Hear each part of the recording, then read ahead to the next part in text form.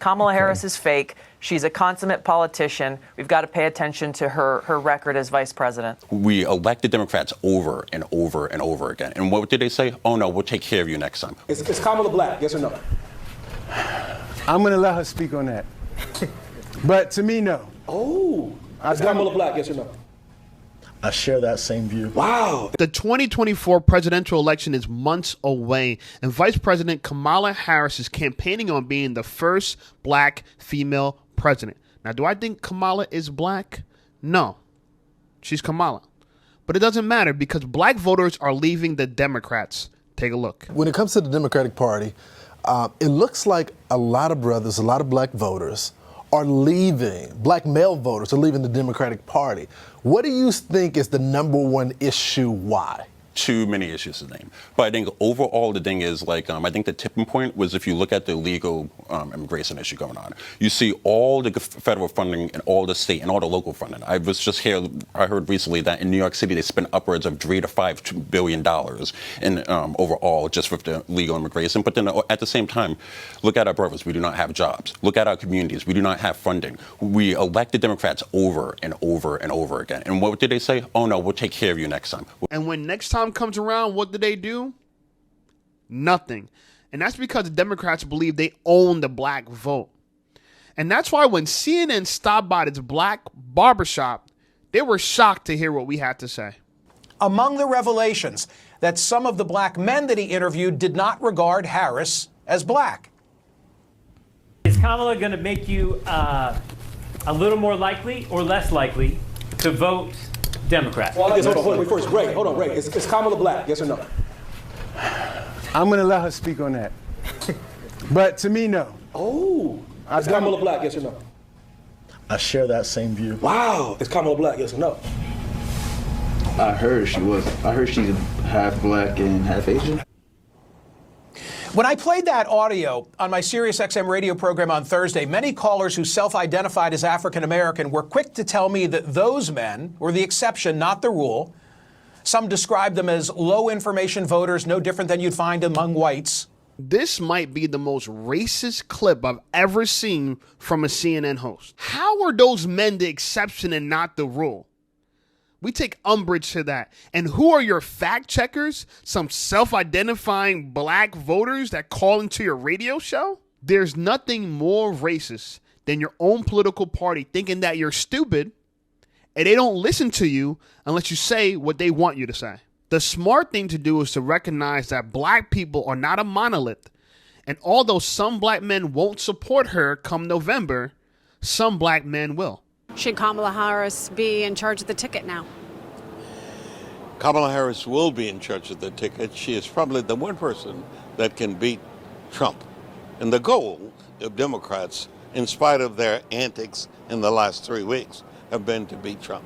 That was former San Francisco Mayor Willie Brown, who admitted to having an extramarital affair with Kamala Harris. And in his weekly column, Brown wrote, "Yes, I may have influenced her career by appointing her to 2 state commissions when I was California Assembly Speaker, and I certainly helped her with her race for district attorney in San Francisco." Now, even though we don't know if Kamala Harris is black, we definitely know that she's not racist, especially since she's willing to sleep with black men to climb the political ladder. But the question is, do black voters, including black men, organically support her presidential run?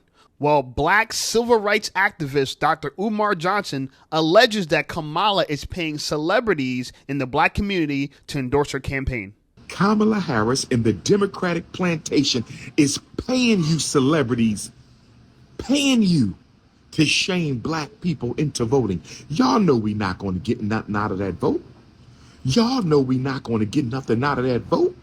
Y'all know we not going to get nothing out of the vote. But they being paid, y'all being bought. They offered me $10K for an interview with Kamala Harris. I don't want your money, but but we can definitely do the interview. Now, I'm not the biggest fan of Dr. Umar Johnson, but if you're going to do the interview with Kamala Harris, then take that $10,000 and finally open up that school you've been talking about. Back to the topic at hand, I want to talk about Kamala's track record as a DA in San Francisco, in which she framed this one black man for murder, and after spending nearly 7 years in jail, he was acquitted and awarded $13 million. When you win the $13.1 million, it's a massive settlement. Did you feel like that was enough?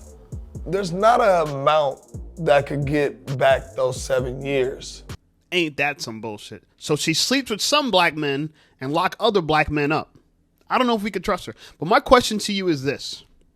Would you spend 7 years in jail for $13.1 million?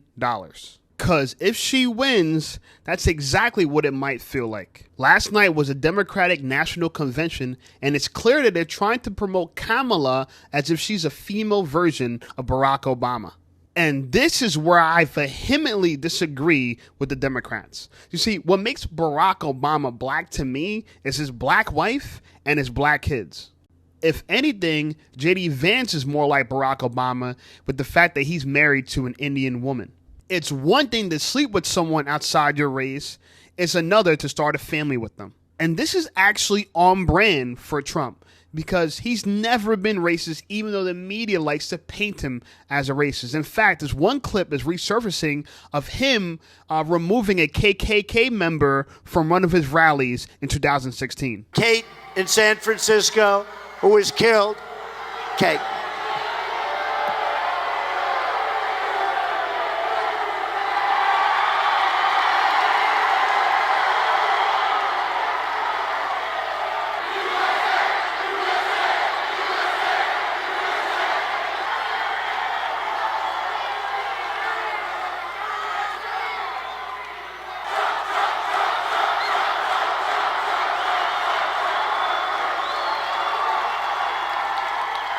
You see, in the good old days, law enforcement acted a lot quicker than this. A lot quicker. In the good old days, they'd rip him out of that seat so fast. I rest my case. And when it comes to race relations and identity politics, I do not think that Kamala Harris is the preferable choice for black voters. So that's aside, right? But what about her policies? Maybe her policies would be way better than what she's done with race relations, right?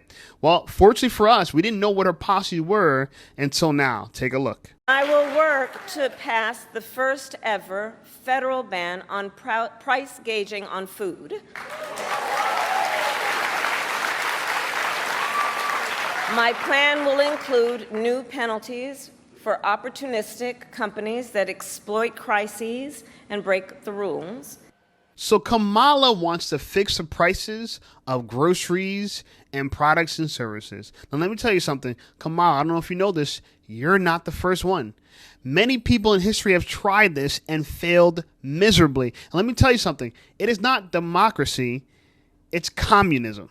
2,000 years ago, Roman Emperor Diocletian put in a price control, punishable by death. Prices went up, and merchants started selling goods on the black market. The Soviets tried it too. That ended in bread lines. Even President Nixon gave it a shot. The time has come for decisive action, action that will break the vicious circle of spiraling prices and costs.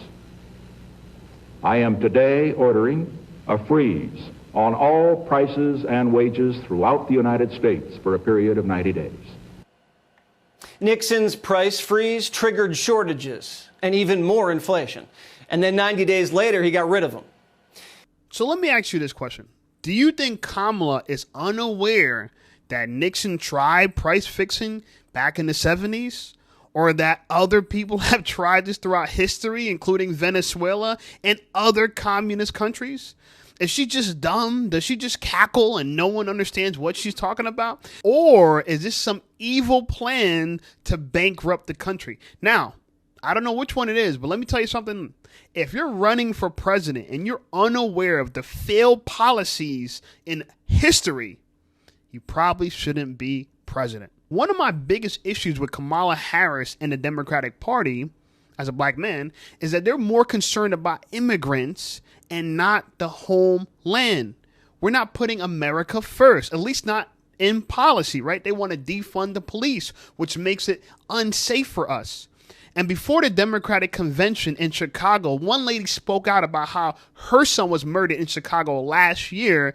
And she's trying to ask the question, what are you guys going to do to protect us here in this country? We're losing babies. You know, we're not losing the elderly as fast as we're losing our young people. They're not even getting a chance to grow up. I'll never know what it feels like to have a grandchild from him. Like, we're losing our future. What do you want to hear from all these leaders? I want to know what they're going to do to protect our communities. It's everywhere, but my focus is here. This is my home. Been here all my life. I want to know what they're going to do to bring justice to the parents that are losing their kids. Like, what are you going to say to them? Well, oh, I'm sorry, it's not working. How about they start, guys, with what they do for themselves?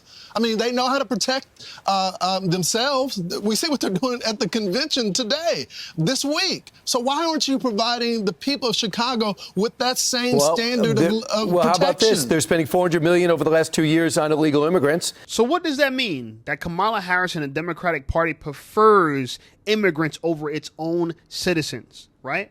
That they charge us hard for crimes, but they let these immigrants go free with violent crimes, right? Without punishment.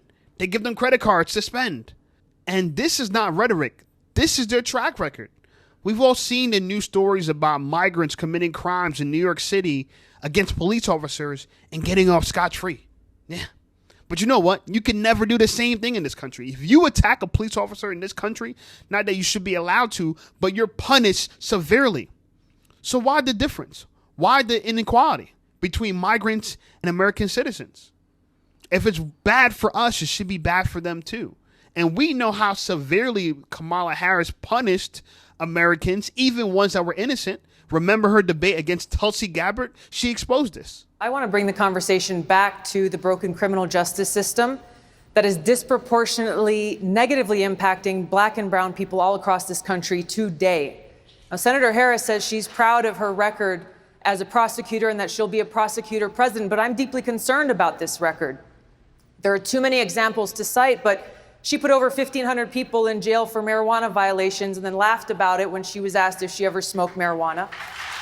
She blocked evidence.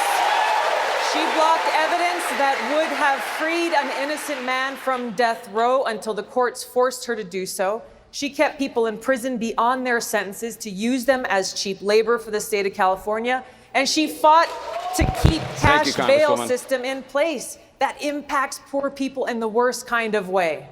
Like I said before, this is her track record. It's out for everybody to see, right? It's out for everyone to see that she has used black men to climb the political ladder, to use us as political pawns in her scheme to further and advance her career, right? By locking up innocent black men. And that one black man was awarded $13 million after he spent nearly 7 years in jail. So no, I don't think Kamala is black. And I'm not the only one. Everyone knew that she ran as an Indian senator, as an Indian politician. And now all of a sudden she's black. Again, she's using blackness to further her career. You don't believe me? Look what Trump said about her being black. Sir, do you believe that Vice President Kamala Harris is only on the ticket because she is a black woman? Well, I can say no. I think it's maybe a little bit different. So I've known her a long time indirectly, not directly very much. And she was always of Indian heritage, and she was only promoting Indian heritage. I didn't know she was black until a number of years ago when she happened to turn black, and now she wants to be known as black. So I don't know, is she Indian or is she black? She has always identified as a black woman. She went to a historically black college. I respect either one, but she obviously doesn't. Again, this is not a lie. This is not rhetoric. This is their track record. And the Democrats know it. In fact, Joe Biden sworn her in as the first Indian American senator. So they're going to put the goggles on you guys. They're going to put the blinders on everybody else and make it seem like she's always been running as a black woman. She's only black when it's convenient. She passes as a fair-skinned woman that could be biracial, black, Indian, whatever. Same kind of Obama appeal, like she's for the people because she's a person of color. But really, she's someone that I don't believe we can trust. So does she have my vote? You're going to have to see come November, okay? Like this video, subscribe to my channel. Channel blowing up. I appreciate you guys. Check out some of my other videos, and I'll see you soon.